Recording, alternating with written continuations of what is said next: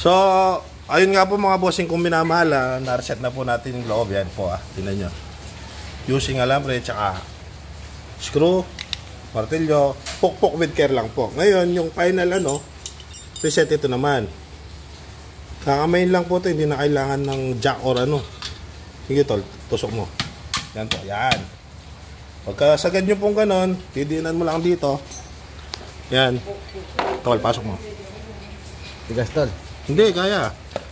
Kamay nyo lang. Wala kasing Basta Gis. Walang tiris na gis. Hindi, hawakan mo to. Hawakan mo to. Hawakan mo itong video. Ganito lang yan mga bossing kung minamahal. Yan. Ito ba? Ganun lang kasimple mga bossing kung minamahal. Yan. Tapos na po ang sharing is caring mga kaibigan. Yan po, tatanggalin na po yung alambre. Reset na po.